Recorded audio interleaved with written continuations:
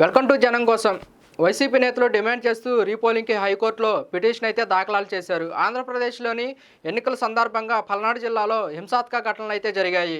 Election ముందు నుంచి కూడా పల్నాడు జిల్లాలో ఉద్రిక్తత వాతావరణం. ఎన్నికలు జరిగిన 2 రోజుల తర్వాత కూడా టీడీపీ వైసీపీ నేతలు ఒకరిపై ఒకరు దాడులు చేసుకుంటూ పరిస్థితి కనిపించింది. కొందరు నేతలు రింగింగ్ చేస్తూ పాల్పడ్డారని మంత్రి అంబటి రాంబాబు తీవ్రంగా మండిపడిన విషయం తెలిసిందే.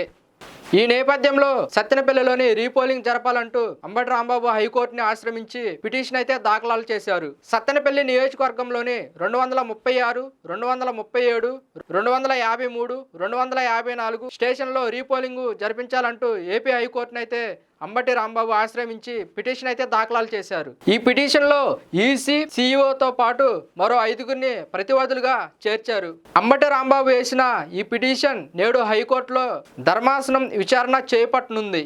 మరోవైపు మాచర్లో రీపోలింగ్ జరిపించాలంటూ జోరుగా ప్రచారాలు అయితే జరుగుతున్నాయి. మరోవైపు చంద్రగిరి వైసీపీ అభ్యర్థి చెవిరెడ్డి మోహిత్ రెడ్డి కూడా పిటిషన్ అయితే దాఖలు చేశారు. చంద్రగిరి నియోజకవర్గంలోని 4వ పోలింగ్ స్టేషన్లో రీపోలింగ్ జరిపించాలంటూ పిటిషన్ అయితే దాఖలు చేశారు. ప్రతివాదులుగా ఈసీతో పాటు మరో 7గురిని చేర్చారు. ఈ పిటిషన్ పై కూడా ఇవాళ హైకోర్టులో విచారణ రానుంది. ఇక రింగింగ్ జరిగిన చోట రీపోలింగ్ జరిపించాలంటూ డిమాండ్ చేశారు వైసీపీ నేత కాసు మహేష్ రెడ్డి. దీనిపై హైకోర్టులో పిటిషన్ వేస్తామన్నారు. అవసరమైతే రీపోలింగ్ నిర్వహించాలంటూ డిమాండ్ చేశారు. ఎమ్మెల్యే పిన్నెల్లి రామకృష్ణారెడ్డి ఈవీఎం ధ్వంసం చేయడంతో రీపోలింగ్ నిర్వహిస్తారంటూ ప్రచారం అయితే జరుగుతుంది. తాజాగా దీనిపై ఏపీ ఈసీఓ మీనా స్పష్టంగా వివరణ ఇవ్వడం జరిగింది.